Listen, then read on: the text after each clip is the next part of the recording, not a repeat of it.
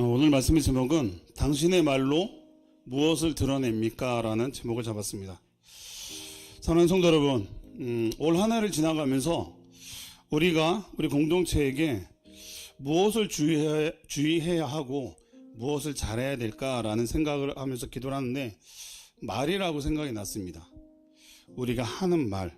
그래서 오늘은 말에 대한 부분을 함께 나누고자 합니다. 오늘 본문에서 야고보 사도는 말에 대한 부분을 말씀하시면서 혀에 대한 부분에 대해서도 말씀을 하세요. 우리가 의사 전달을 하기 위해서는 말을 합니다. 왜 말을 하죠? 내 생각, 그리고 내 의견, 나의 마음을 전달하기 위해서 말을 하죠. 잠시만요.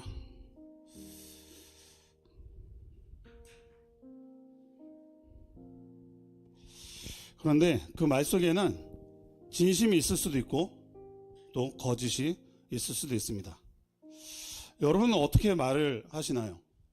이쁘게 하는 말의 표현을 이쁘게 하는 편이십니까? 아니면 말 속에 가시를 두고 상처를 주는 말을 하고 계십니까? 근데 우리는 말을 잘하고 싶어서 책을 보기도 합니다. 말 잘하는 법, 그리고 남에게 상처 주지 않는 법, 그리고 존중하는 대화법, 특히 부부들끼리 또 많은 이런 책들을 읽죠. 그런데 오늘 성경에서 말하는 것은 사람은 말을 조심해야 합니다라는 그 1차원적인 것을 말하고 있는 것이 아닙니다. 여기서 말하는 것은 우리가 우리의 말 가운데 무엇이 드러나느냐, 그것에 대해서 말을 하고 있는 거예요. 우리가 사람들의 말을 통해서 알 수 있는 것이 저 사람이 어떤 인격, 그리고 어떤 마음, 그리고 어떻게 보면 또 그 사람이 살아가는 환경이 그렇기 때문에 저 사람 저렇게밖에 말을 할 수 없어 라고 단정 지어서 보는 부분도 있습니다. 그런데 오늘 성경에서는 그것이 전부가 아니라는 것을 야고보 사도는 말하고 있다는 거예요. 1절에서 야고보 사도는 이렇게 말합니다. 내 형제들아, 너희는 선생된 우리가 더 큰 심판을 받을 줄 알고 선생이 많이 되지 말라라고 하십니다. 이 말씀이 무슨 말이냐면 여기서 말하는 선생이란 하나님의 말씀을 전하는 자입니다. 저와 같은 사역자뿐 아니라 여러분 모두를 말하고 있는 거예요. 여러분 모두가 하나님의 말씀을 전하기 때문이죠. 그런데 왜 여기에 대해서 선생을 되려고 하지 말라라고 얘기하냐면 우리가 말하는 것에 따라 그 사람의 삶의 방향이 바뀌기 때문이에요. 우리가 어떤 말을 하냐에 따라 하나님의 복음을 선포하느냐, 아니면 그 사람 안에 우리가 세상적인 어떤 것을 전하느냐, 그 듣는 사람으로 하여금 그 사람들이 그 말을 듣고 어떠한 방향을 정하게 된다는 거예요. 그런데 그 방향을 전하게 되는 말을 하는 사람이 바로 우리라고 말하는 것이고, 그리고 우리가 그 하나님의 말씀을 전하는 선생이라 말하는 것입니다. 그만큼 그래서 왜 더 큰 심판을 받느냐, 그 사람의 영혼에 영향을 주기 때문이라는 겁니다. 그래서 야고보서의 책 내용을 다 이렇게 좀 보다 보면 어떤 말이 있냐면 성화에 대한 부분이 굉장히 많이 나오는데 말과 행함과 그 삶의 일체에 대해서 얘기하고 있어요. 그러니까 다시 말씀드리면 우리가 하나님의 이름을 거론하면서 삶을 살아가고 있는데 그 삶과 일치된 삶을 살고 있느냐, 그것을 말하고 있는 것입니다. 만약에 그 삶을 살지 않는다라고 하면 우리는 하나님 앞에서 오히려 더 걸림돌이 되는 사람이 될 수 있기 때문이에요. 여러분들은 어떻습니까? 여러분들은 어떤 사람들의 말에 신뢰가 가시나요?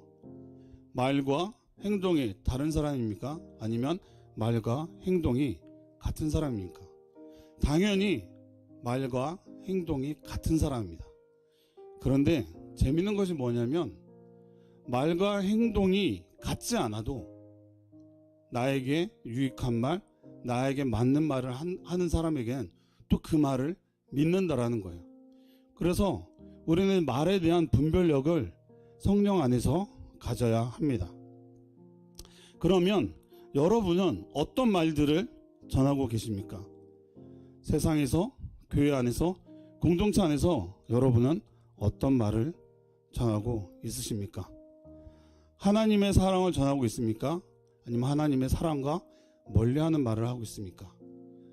또는 그 영혼을 위해서 살리기 위한 복음을 전합니까? 아니면 그 영혼을 멀어지게 하는 뼈 있는 말, 악독한 말을 하고 있습니까? 제가 그런 말을 한다라고요? 그런데 가만히 생각을 해보면 우리가 한 주간의 삶을 살아갈 때 이것을 좀 생각해 보면 좋을 것 같아요. 우리가 주일날에는 찬양을 합니다. 예배를 드리고, 그렇죠. 그리고 좋은 말만 합니다. 하나님을 찬송하고. 그런데 평상시에 우리 일상에서의 삶에서는 어떤 말들을 내뱉습니까? 하나님의 그 사랑인지, 아니면 내 감정에 치우치고 내 생각에 치우쳐 내가 하고 싶은 말, 그 사람이 듣건 말건 그 사람의 기분과 상관없이 내가 하고 싶은 말만 하고 있느냐, 그것을 말하고 있는 거예요. 여러분, 진짜 선생은 사람을 살리는 일을 하지만 가짜 선생은 사람을 자신에게 묶어두고 자신의 하수인처럼 부립니다. 그래서 하나님보다는 자신을 바라보게 해요. 이단 교주들이 그렇죠. 우리가 나오는 어떤 이단 교주들을 보면 하나님이 아닌 그 사람만을 바라보게 하고 그 사람 안에서 미혹되게 그런 일들을 하잖아요. 그리고 야고보 사도는 4절에서 8절에서 비유를 들어서 말씀을 하시는데요. 배에 사용하는 키와 작은 불, 그리고 혀에 대해 말씀하십니다. 4절에 뭐라고 하냐면, 또 배를 보라, 그렇게 크고 광풍에 밀려가는 것들을 지극히 작은 키로서 사공의 뜻대로 운행하나니. 야고보 사도는 4절에서 큰 배를 보라라고 말합니다. 그리고 그 배를 움직이는 것이 무엇인지를 보라고 합니다. 그것은 작은 키라고 합니다. 이 작은 키가 뭔지 아시죠? 우리가 타이타닉 영화를 보게 되면 그 안에 이렇게 동그란 그 회전 같은 게 있고 막 이렇게 돌리잖아요. 그걸 이제 키라고 해요. 방향타라고 하는데, 그것을 움직임에 따라 그 큰 배가 왼쪽으로도 오른쪽으로도 간다라는 것이죠. 그렇게 그 방향을 제시하는 것이 바로 그 키라는 거예요. 우리가 타는 자동차도 그렇죠. 자동차도 덩치는 크지만 이 핸들 하나에 따라 왼쪽으로 오른쪽으로 가죠. 특히 저는 예전에 이제 15톤 덤프 트럭을 한번 운전해 본 적이 있는데, 그 덤프 트럭은 새끼손가락으로 핸들이 돌아가요. 정말 가벼워요. 완전 파워 핸들이라고 그러죠. 정말 이 큰 덩치가 이 새끼손가락에도 운전이 가능한, 이게 바로 핸들이라는 거예요.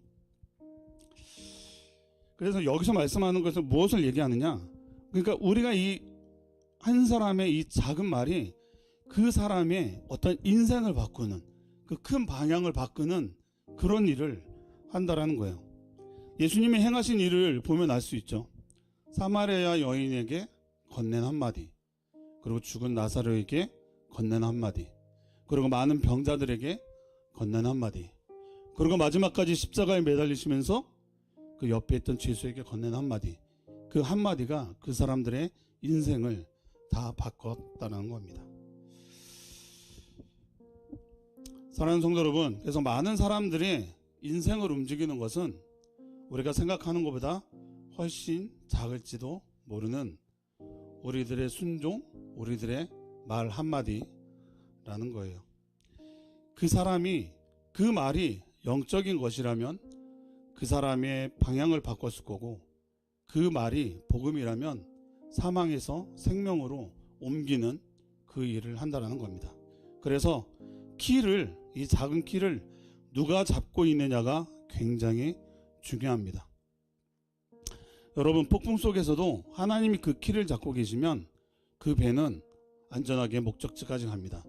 그런데 평원 속에서도 그 키를 내가 잡고 있으면 그 길을 잃어버리게 된다라는 거예요. 그래서 우리는 생각을 해봐야 합니다. 우리가 하나님께 인생을 맡겼다라고 말하지만 여전히 많은 것을 내가 판단하고 여전히 내 마음대로 이끌고 그리고 내 마음대로 움켜쥐러 하고 있지는 않느냐는 것이죠. 그러면서 왜 하나님은 나를 인도하시지 않는 거야 하면서 불평하고 불안해 한다라는 겁니다.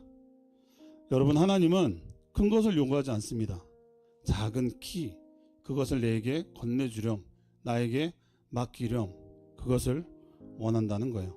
그리고 두 번째는 작은 불로 비유를 하십니다. 5절 말씀에 보면 이와 같이 혀도 작은 지체로 돼 큰 것을 자랑하도다. 보라, 얼마나 작은 불이 얼마나 많은 나무를 태우는가 라고 말씀하세요. 여러분, 몇 년 전에 강원도와 포항 쪽에 굉장히 큰 산불이 있었습니다. 기억하시죠? 그 산불이 엄청나서 그것만 회복하는데도 몇백 년이 걸린다고 얘기할 정도로 정말 많은 임야가 탔어요. 근데 그 불이 어떻게 탔는지 조사를 해보니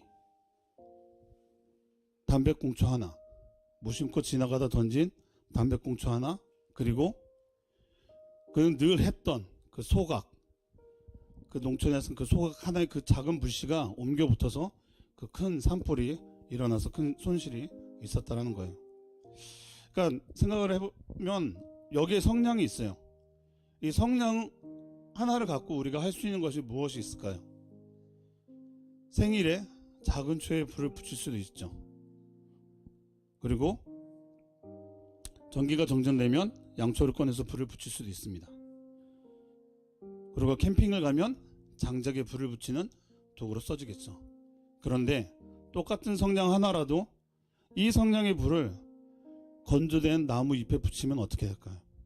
그리고 좀 무모하긴 하지만 주유소 주유구 휘발유에 대고 주유구를 누른 다음에 성냥불을 갖다 대면 어떻게 될까요? 상상만 해도 엄청난 일이 일어나겠죠. 그래서 이 불을 어디에 어떻게 사용하느냐에 따라 그 상황은 너무나 달라진다는 겁니다.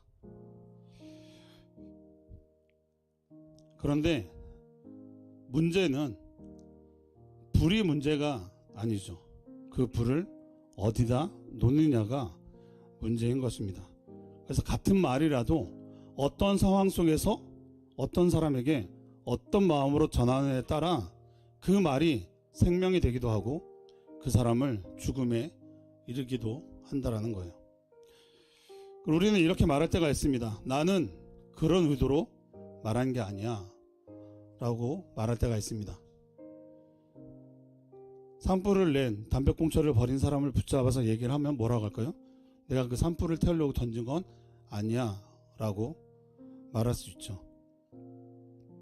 여러분, 영적으로 보면 작은 말은 없습니다.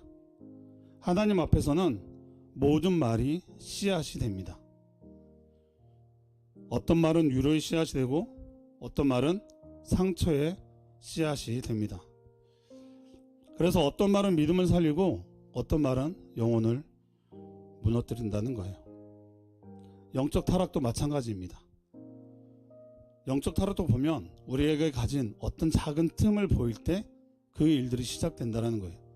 내가 가지려는 작은 욕심, 작은 주장, 작은 타협, 그것들이 모여질 때 큰 폭발을 일으키며 영적 타락에 들어선다라는 거예요.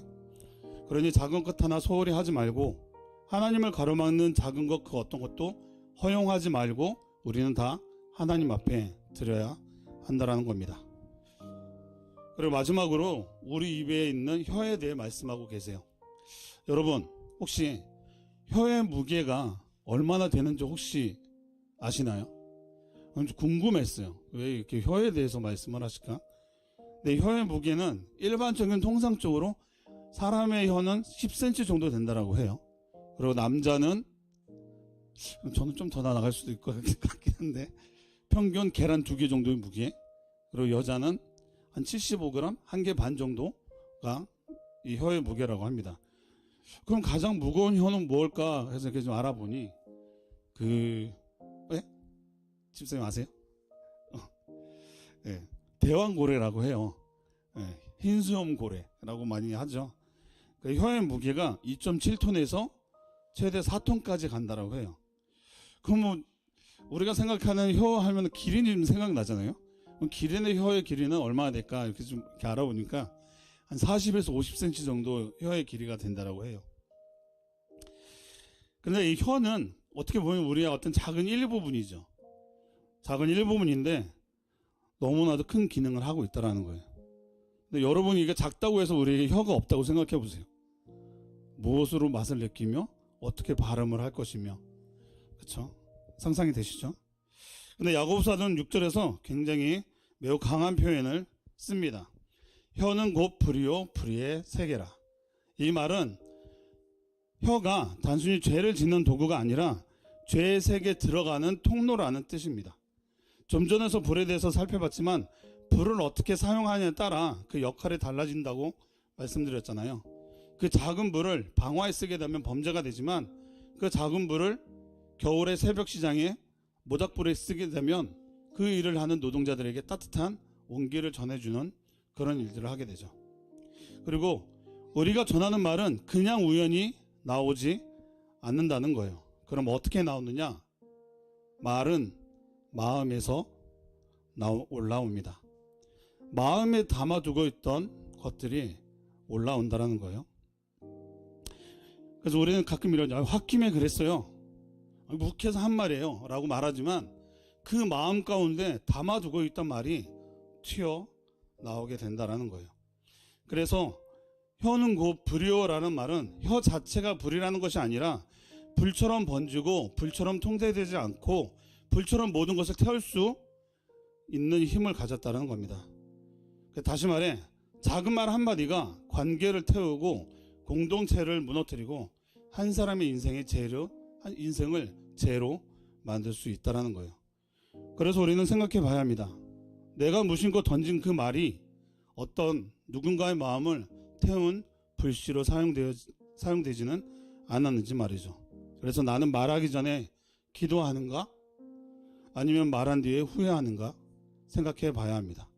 근데 저는 이 말씀을 이렇게 생각난으로 적고 나서 말하기 전에 기도한다고?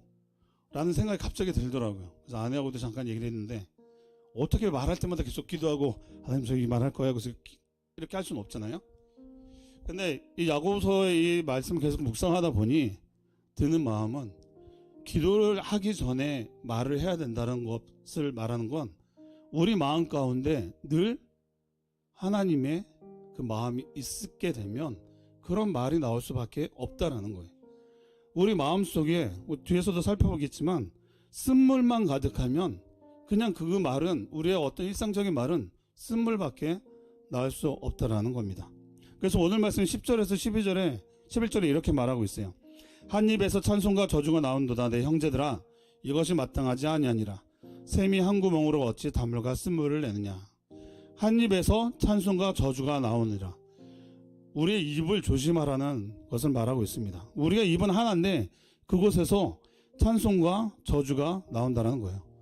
근데 그것은 우리가 선택해야 한다는 겁니다. 하나의 입으로 주일에는 하나님을 찬송하고 일상에서는 사람에게 독한 말을 하는 그런 사람은 되지 말아야 한다는 것이죠. 그래서 야고보 사도는 이 말씀에서 뭐라고 얘기하냐면 이 사람이 연약하기 때문에 이런 말을 하는 거예요 라고 말하지 않습니다. 이런 말을 하는 것은 마땅하지 아니하니라 라고 말합니다. 마땅하지 않다는 말은 찬송하는 그리스도인들이요 그 입에는 저주는 남을 찌르는 말은 합당하지 않다. 그러니 그 모든 말들은 삼가라 말하고 있는 겁니다. 이 말은 우리 공동체에게 주어지는 말 같더라고요. 말씀 읽고 예배드리고 은혜를 나눈 그 입에서 불평과 갈등과 원망을 하는 그 말들을 쏟아내고 있지는 않는지 생각하게 되더라고요. 이 말은 여러분뿐만 아니라 저도 물론 마찬가지입니다. 저희는 이제 교역자고 그러다 보니 또 많은 말들을 듣게 되고 또 많은 말들을 하게 되는 입장에 있다 보니 과연 이 말이 정말로 그 사람에게 어떤 은혜가 될지 그리고 어떤 말을 해야 될지 굉장히 조심스러운 부분이 있음에도 불구하고 또 조심스럽게 말한다 하더라도 그 말이 그 사람한테 또 상처가 되는 말일 수도 있을 수도 있는 일들이 생기기 때문에 항상 조심해야 되는 입장에 있다 보니 이 말이 말씀이 더 많이 생각이 나더라고요. 그래서 12절에 또 이렇게 말하고 있어요. 한 구멍으로 어찌 단물과 쓴물을 내느냐. 한 물줄기 안에서 두 개의 물을 낼 수 있느냐 얘기하고 있는 것이죠. 말은 마음의 넘침이고 입은 저장고가 아니라 출고라는 겁니다. 다시 말해 내 입에서 쓴말이 나온다면 내 마음 가운데 쓴물이 가득한 것이고, 내 입에서 사랑이 나온다면 내 마음 안에 사랑이 가득하다는 거예요. 그런데 우리가 정말 일상적인 말을 할 때 하나님 말씀보다 원망하는, 불평하는 그런 마음이, 그런 말들이 자연스럽게 쏟아 나온다면 우리는 점검해 봐야 합니다. 그 마음 안에 있는 것은 모든 것을 쏟아내고 하나님이 주시는 그 생수의 샘으로 가득 다시 채워야 한다는 것이죠. 사랑하는 성도 여러분, 우리는 하나님이 기뻐하시는 하나님의 공동체입니다. 그런데 그 공동체 안에서 가장 많이 상처를 받는 게 말이라고 합니다. 그래서 생각해 봐야 합니다. 나는 공동체 안에서 어떤 말을 하고 있는가? 맞는 말이라며 받는 사람의 상처, 받는 사람의 생각하지 않고 그냥 전하고 있지는 않는가 생각해 봐야 한다는 것이죠. 그래서 우리는 기도하며 분별함을 가져야 합니다. 맞는 말이라도 가끔은 침묵으로 그 시간을 보낼 수 있어야 한다는 것이죠. 오늘 말씀 8절에 이렇게 말하고 있어요. 혀는 능히 길들일 사람이 없나니. 이 말은 이 혀는 훈련한다고 되는 것이 아니라 사람으로서는 불가능하다라는 것을 말하고 있습니다. 그래서 이 혀는 누가 다스리냐의 문제이지 우리가 애쓴다고 되는 것이 아니라는 거예요.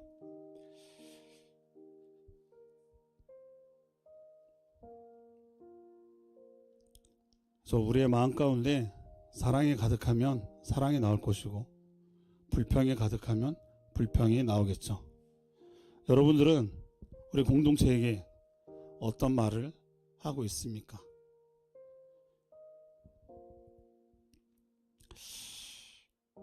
사랑하는 성도 여러분, 오늘 말씀은 말조심하자라는 의미가 아니라고 말씀드렸습니다.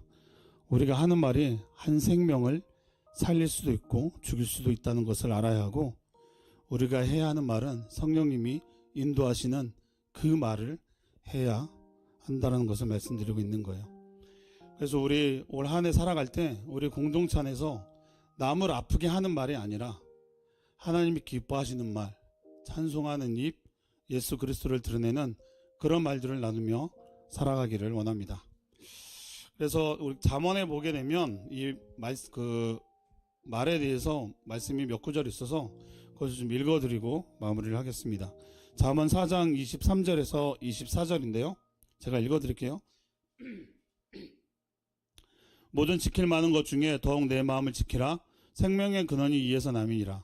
구부러진 말을 내 입에서 버리며 삐뚤어진 말을 내 입에서 멀리하라. 좀 전에 말씀드린 것처럼 나에게 나오는 말은 내 마음속에 담아둔 것이 나온다는 겁니다. 그렇기 때문에 마음을 지키는 것이 너무나 중요하다는 거예요. 잠언 10장 19절입니다. 말이 많으면 허물을 면하기 어려우나 그 입술을 제어하는 자는 지혜가 있느니라. 영적으로 성숙한 사람은 말을 절제하는 사람이라는 겁니다. 잠언 12장 18절입니다. 칼로 찌름같이 함부로 말하는 자가 있거니와 지혜로운 자의 혀는 양약과 같으니라. 말은 칼이 될 수도 있고 약이 될 수도 있다는 것이죠. 잠언 18장 21절 죽고 사는 것이 혀의 권세에 달려나니 혀를 쓰기 좋아하는 자는 그 열매를 먹으리라. 말은 단순한 소리가 아니라 생명을 살리고 죽이기도 한다라는 겁니다. 우리는 자주 이렇게 얘기합니다. 다음에 말 조심해야지. 성경은 말합니다. 조심한다고 될 문제가 아니다. 여러분, 혀는 길들일 수 없지만 혀의 주인은 바꿀 수 있습니다. 사람이 다스리면 제어가 안 되지만 영혼의 주체 성령 하나님께 맡기면 침묵할 줄도 알고 그 말을 제어할 수도 있다는 것이죠. 우리가 말에 대해서 말씀드렸고 혀에 대해서 말씀드렸습니다. 우리 몸이 너무나 작은 부분이긴 하지만 어떤 말을 쏟아내느냐에 따라 그 듣는 사람은 그 사람의 인생이 바뀔 수도 있다라는 거예요. 그러니까 여러분, 여러분들이 오늘부터 어떤 말을 하기를 원하십니까? 여러분 가정에서는 어떤 말을 하기를 원하시고, 여러분 부부에게는 어떤 말을 하기를 원하시고, 그리고 우리 공동체 안에서는 어떤 말을 해야 할까요? 분명히 답은 있죠. 하나님이 주시는 말, 하나님이 이끄시는 말, 하나님께 영광 드리는 그 찬송, 그것이 우리 입에 늘 있기를 원합니다. 예수님 이름으로 기도합니다. 아멘.